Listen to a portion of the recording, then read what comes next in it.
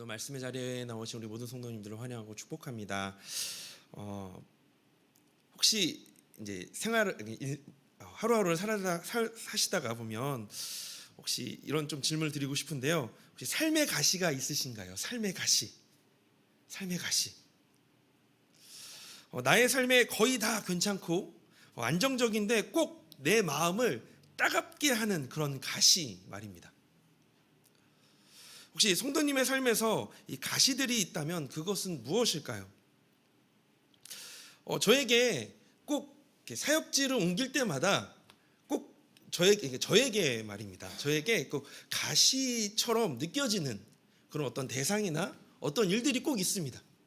그래서 그 사람을 만나든 아니면 그 일을 겪든 꼭 저를 훈련을 시키든지 아니면 마음을 속상하게 하든지 계속 해결되어지지 않은 그런 가시처럼 저를 계속 찌르는 것이 사역지를 이제 옮길 때마다 항상 꼭 있었던 것 같아요.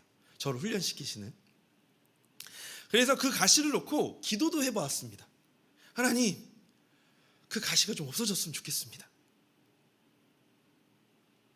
그런데 이 가시가 잘 없어지진 않더라고요. 그래서 이렇게 좀 고민을 해봅니다. 왜 이 가시들은 없어지지 않는 걸까? 정말 이 가시들이 항상 이 사역지로 옮길 때마다 있는 이유는 뭐지? 하나님의 뜻은 무엇일까? 라고 이렇게 하나님 앞에 때로는 스스로 이렇게 질문하거나 스스로에게 좀 의문을 좀 이렇게 느꼈던 적이 있습니다. 본문에서 이 바울은요, 육체의 가시를 받았다라고 말합니다. 육체의 가시. 여기에서 이야기하는 이 육체의 가시는요, 수세기 동안 많은 사람들이 이 육체의 가시가 뭔가라고 이렇게 연구를 많이 했대요. 그런데 이 부분에 대해서 정확하게 이야기하지는 못하지만 한 세 가지로 이 육체의 가시를 이제 이야기를 하더라고요. 한 가지는 바로 이 교만이나 이 자랑 등 이 바울의 마음속에 일어나는 온갖 생각들에 대한 것을 말하는 이 가시라고도 표현하기도 하고, 또 다른 한 가지는 이 바울이 전도 사역을 하면서 그 사역을 회방하는 사람들, 그런 대적자들을 이제 육체의 가시라고도 부르기도 하고, 또 세 번째는 이 바울을 괴롭히는 육체적인 고통, 이런 것들을 이제 육체의 가시다라고 이렇게 이제 연구를 하고 있는 내용들을 우리가 책을 통해서 이렇게 발견할 수 있습니다. 이 바울은요, 이 가시를 제거해 달라고 기도했지만 이 가시가 제거되지 않았습니다. 그런데 바울은 그 가시를 통해 하나님의 뜻을 깨닫게 되었습니다. 그렇다면 이 삶의 가시를 통해 이 바울이 깨닫게 된 것은 무엇일까요? 그것을 통해 우리의 삶의 가시가 주는 교훈이 무엇인지를 오늘 이 말씀을 통해 좀 살펴보기를 원합니다. 이 삶의 가시가 우리에게 주는 교훈 첫 번째는 바로 삶의 가시는 하나님의 더 큰 사랑의 표현입니다 라는 겁니다. 삶의 가시는 하나님의 더 큰 사랑의 표시다. 웨스트민스터 소요리 문답 1문에는요, 사람이 살면서 제일로 추구해야 하는 이 목적이 무엇인지를 말해줍니다.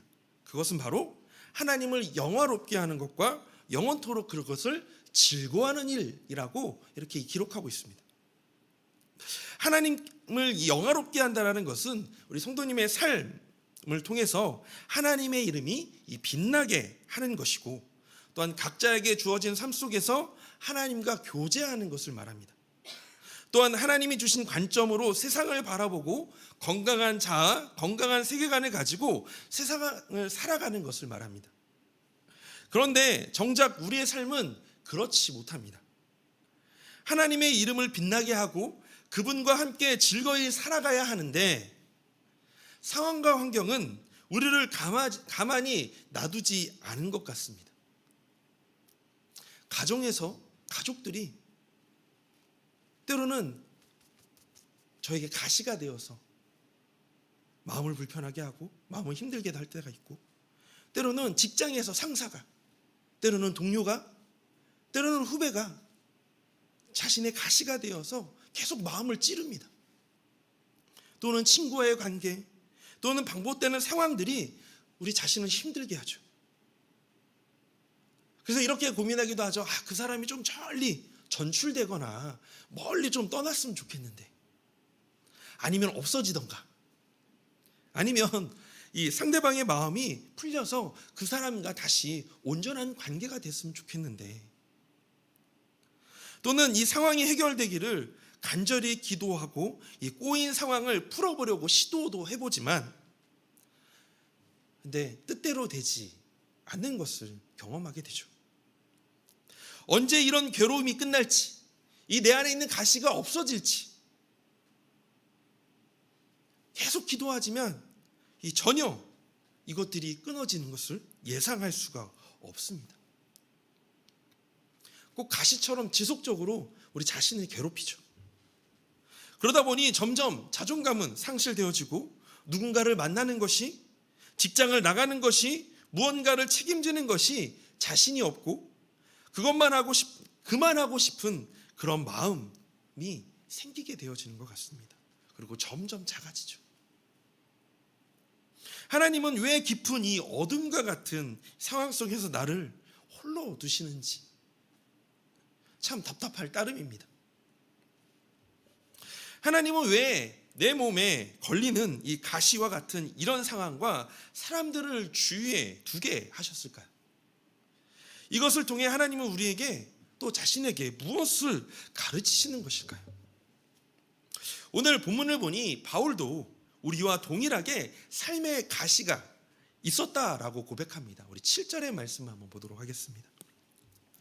여러 계시를 받은 것이 지극히 크므로 너무 자만하지 않게 하시려고 내 육체에 가시 곧 사탄의 사자를 주셨으니 이는 나를 쳐서 너무 자만하지 않게 하려 하심이라.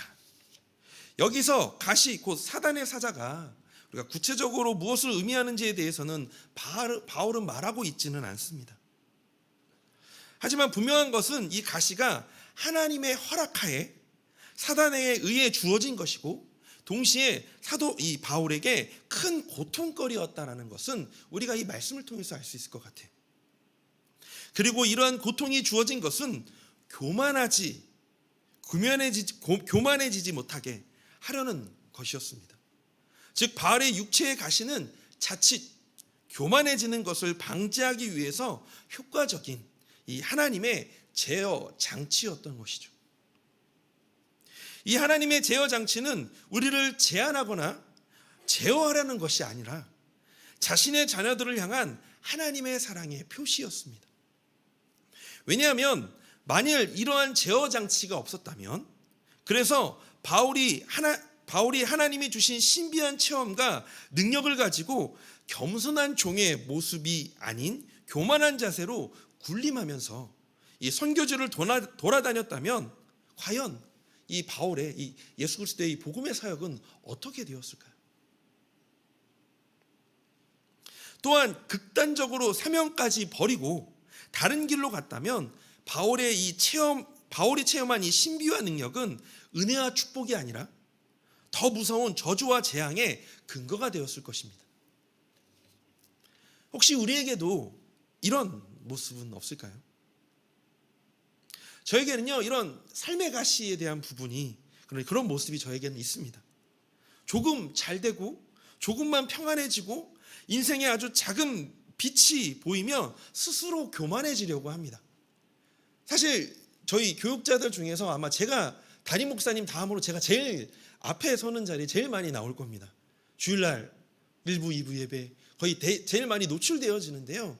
그리고 또 노래를 부르잖아요. 찬양을 부르잖아요. 그렇다 보면 이렇게 항상 그 마음을 다잡으려고 하는데, 오늘 너무 은혜로웠어요 얘기 들으면 마음으로 이렇게 기쁨이 막 넘쳐 오를 때가 있습니다. 그런데 그 마음을 계속 누르려고 하죠. 이것은 내가 한 것이 아니라 하나님이 하신 것인데. 그런데요, 그 안에 계속 이 교만한 마음이 흘러나옵니다. 그래, 내가 얼마나 많이 고생했는데. 이런 마음이 저 안에 있습니다. 조금만 틈만 보여도 그것이 비집고 나오려고 해요. 그런데 왜 이렇게 스스로 교만해지려고 할까? 그 이유를 깨닫게 되었는데요. 그것은 제 내면 안에 있는 이 죄성 때문이었습니다. 내면에 있는 죄성은 하나님을 무시하고 우리 스스로를 높이려고 하는 경향이 있습니다. 그리고 그 욕구가 너무나 센 나머지 한 줄기 이 빛이 새어나오는 틈만 보여도 그 틈을 비집고 나와서 자신을 높이게 하게끔 한다라는 거예요. 이러한 사실을 구체적으로 보여주는 성경의 인물이 있지요. 바로 우리가 다 잘 아시는 다윗입니다. 다윗. 그는요, 하나님의 마음에 합한 자라는 칭함을 받을 정도로 경건한 사람이었습니다. 하지만 넘치는 축복으로 인해서 평안한 상태가 되어졌을 때 간음과 살인을 저지르게 됩니다. 바로 다 아시는 이 우리아의 아내 이 밧세바와 간음한 사건. 또 이 여러 이단 사이비 종교들을 또 보셨으면 좋겠습니다. 제가 우리가 몇 달 벌써 시간이 많이 지났지 몇 달 전이지만 나는 신이다라는 이 넷플릭스에서 하는 영화를 보면서 다큐멘터리를 보면서 거기에서 이렇게 뭐라 그럴까요? 공통적으로 하는 이야기들이 있더라고요. 아니 어떻게 그렇게 허무맹랑한 그런 사람들을 따라갈 수 있습니까? 라고 얘기했을 때 처음에요 그 사람들에게 신비한 능력을 제가 봤어요. 사람을 고치는 능력을 봤고요. 그런 능력을 제가 봤어요. 그러니 안 믿을 수가 없더라고요. 이렇게 고백하는 걸 제가 봤거든요. 어떻게 보면 그들도 한때 하나님으로부터 무언가 보고 들었다고 하더라도 이를 제어할 장치가 없었기 때문에 하나님을 대적하는 무서운 원수로 변하게 된 것입니다.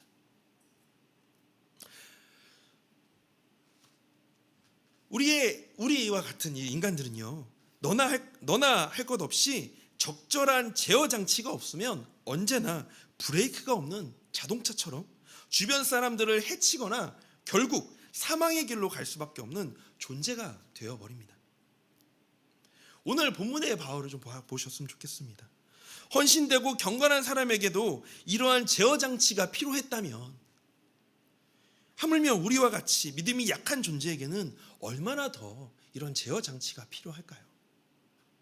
그래서 바울이 8절에 가시를 제거해 주기를 기도했지만 3번이나 기도했다라고 얘기하는데요. 여기서는 그냥 단 3번이 아니라 많은 시간을 하나님께 기도했다라는 겁니다. 가시를 제거해 주기를 기도했지만 하나님께는 가시를 제거해 주시지 않고 내 은혜가 내게 족하다라고 응답하셨던 것입니다. 그러므로 우리 사랑하는 성도님, 오늘 우리는 하나님께서 이 삶의 가시를 주실 때 무조건 불평하고 원망하는 마음을 품지 말고 오히려 이를 감사하며 기쁨으로 받아들이시기를 주님의 이름으로 소망합니다. 우리는 이런 삶의 가시가 제거되지 않고 계속 지속적으로 수년 동안 계속 갖고 있게 되면 하나님 앞에 원망할 수밖에 없잖아요. 그렇지만 오늘 이 말씀을 들으시고 이것이 나를 제어하게 하는, 나의 죄성을 제어하게 하고 내가 교만하지 않게 하고 더욱더 하나님을 바라볼 수 있게 하는 제어 장치라는 것을 우리가 기억하시기를 바랍니다. 왜냐하면 그 모든 것들은 우리를 너무 잘 아시는 하나님께서 우리의 삶을 균형 있게 하고 죄와 사망으로부터 보호하기 위해 배려하신 하나님의 큰 사랑의 표시이기 때문입니다. 히브리서 12장 11절의 말씀에 이렇게 고백합니다. 우리 함께 같이 읽어볼까요? 무릇 징계가 당시에는 즐거워 보이지 않고 슬퍼 보이나 후에 그로 말미암아 연단받은 자들은 의와 평강의 열매를 맺느니라. 아멘. 사실 삶의 가시는요 너무나 자신을 괴롭힙니다. 직면하고 견디는 것도 사실 어려운 일이기도 합니다. 그러나 우리의 관점을 자신이 아닌 하나님께로 돌려서 본다면 이 삶의 가시는 나를 향한 하나님의 사랑으로 받아들이게 될 것입니다. 그 사랑을 기억하고 삶의 가시 가운데서도 더욱 성장의 열매를 맺는 그리스도인이 되시기를 주님의 이름으로 소망합니다. 두 번째로 이 삶의 가시가 우리에게 주는 것은요, 삶의 가시는 나를 약하나 강한 존재로 만든다라는 것입니다. 우리의 생각은요 때때로 하나님의 생각과 반대입니다. 우리의 생각에 하나님을 영화롭게 하려면, 또한 그와 함께 즐거워하려면 우리가 무언가 능력을 갖춰야 하나님이 사용하실 것이라고 생각합니다. 그러나 하나님은 나의 약함을 사용하는 것이 일반적으로는 이해할 수 없는 논리입니다. 우리에게는. 혹시 성도님의 삶에 혹은 타인의 삶에 이 약함 속에서 하나님의 능력이 완전히 역사하시는 것을 본 적이 있으신가요? 자신에게 또는 다른 사람들을 통해 그 사람의 약함 하나님이 들어 사용하시는 것들, 그것을 통해 하나님의 능력이 드러나는 것들을 혹시 보신 적이 있으신가요? 성경에서 하나님의 능력은 이 아브라함에게 나타나게 되어졌는데, 아브라함이 바랄 수 없는 중에 곧 그의 몸이 죽은 것 같이 여겨졌을 때 후손을 낳게 하셨고 민족의 조상이 되게 하셨습니다. 하나님의 능력으로 그 죽을 것 뭐랄까 정말 노쇠한 그 나이에 아들을 얻게 되어지죠. 또한 이 오라비 나사로의 죽음 앞에서 마리아와 마르다가 체념하고 있을 때 그 하나님의 능력이 이 죽은 나사로를 어떻게 했죠? 다시 살리게 했습니다. 바울은 이 육체의 가시를 제거해 달라고 기도했던 중에 이러한 주님의 원리를 깨닫고 은혜를 고백합니다. 우리 9절 말씀 우리 함께 같이 읽어볼까요? 나에게 이르기를 내 은혜가 내게 족하도다. 이는 내 능력이 약한 데서 온전하여 짐이라 하신지라. 그러므로 도리어 크게 기뻐함으로 나의 여러 약한 것들에 대하여 자랑하리니 이는 그리스도의 능력이 내게 머물게 하려 함이라. 아멘.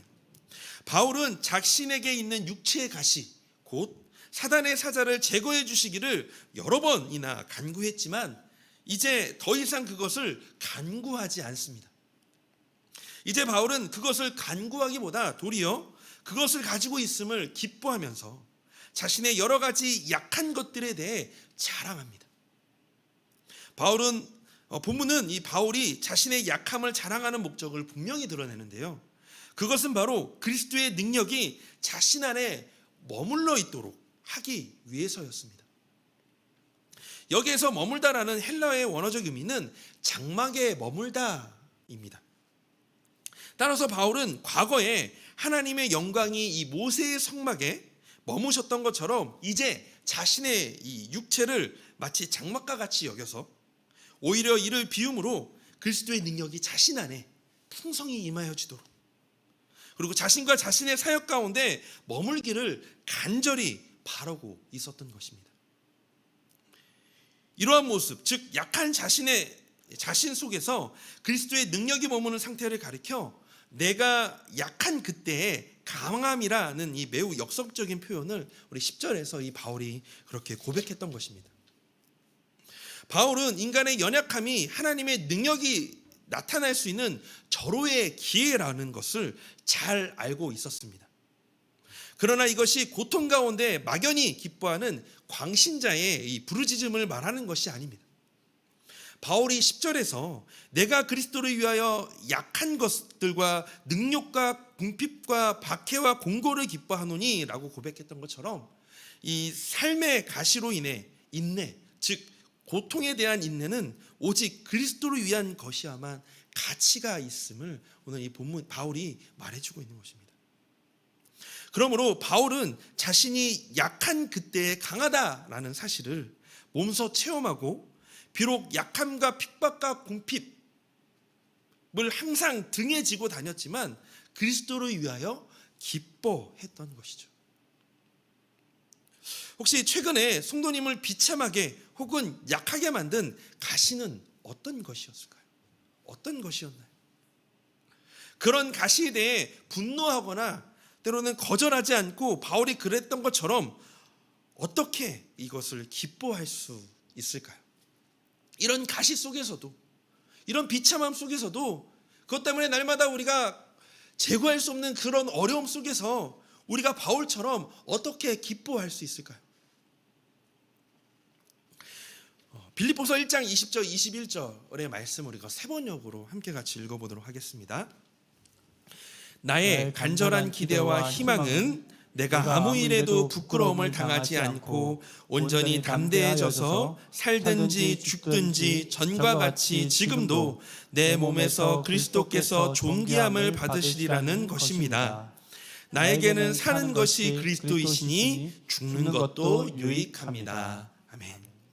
그리스도가 내 안에 계심을 늘 생각하며 더욱 예수 그리스도를 따라 걸어가는 것, 그래서 예수님이 자신을 통해 존귀하게 드러나는 것이 바울의 삶의 유일한 소망이었고 그 기쁨이 삶의 가시가 제거되지 않더라도 자신의 삶의 자리를 감당할 수 있었던 비결이었습니다.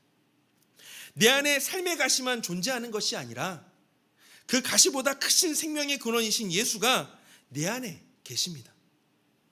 그러므로 나의 삶의 가시에 집중하지 않고 내 안에 역사하시는 생명이신 예수님께 집중하는 저와 우리 성도님이 되시기를 주님의 이름으로 소망합니다.